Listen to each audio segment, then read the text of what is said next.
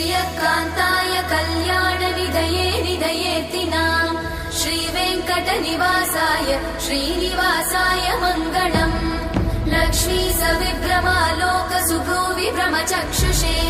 चक्षुषे सर्वलोकानां वेङ्कटेशाय मङ्गलम्